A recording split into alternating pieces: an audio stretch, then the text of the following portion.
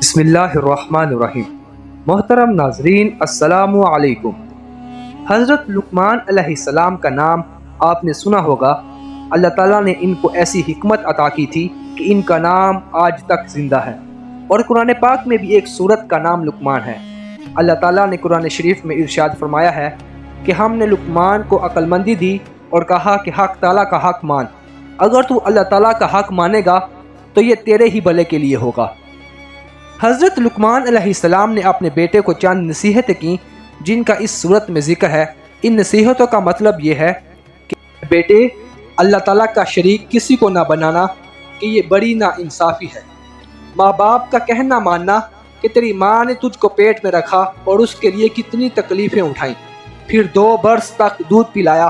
ہاں، اگر تمہارے ماں باپ یہ کہیں کہ اللہ کا کسی کو شریک بناؤ تو پھر ان کا کہنا ہرگز نہ ماننا، لیکن ان کی خدمت پھر بھی کرتے رہنا۔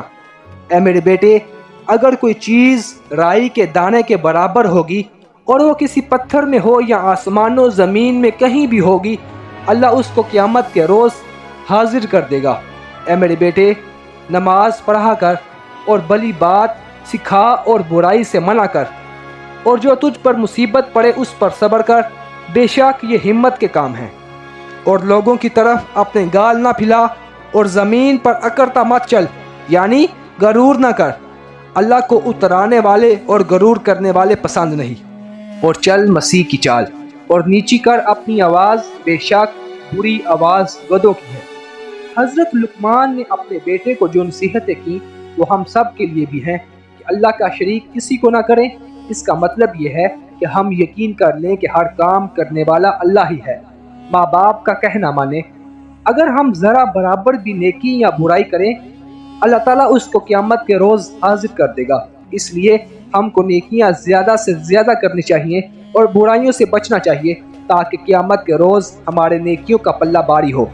نماز پڑھا کریں اور لوگوں کو نیک بات سکھایا کریں اور بری بات سے منع کریں، اور نیک بات سمجھانے اور بری بات کو روکنے میں ہم کو کچھ تکلیف برداشت کرنی پڑے تو اس پر صبر کریں کہ یہ بڑی ہمت کا کام ہے۔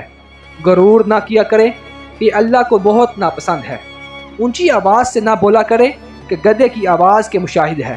ان سب باتوں کو اپنے دل میں بٹھا لیں۔ مزید اسلامک ویڈیوز دیکھنے کے لیے ہمارے چینل AHTV کو سبسکرائب کریں تاکہ ہر نئی آنے والی ویڈیو سے آپ باخبر رہ سکیں۔ اب تک کے لیے اتنا ہی، اب اجازت دیجیے۔ السلام علیکم۔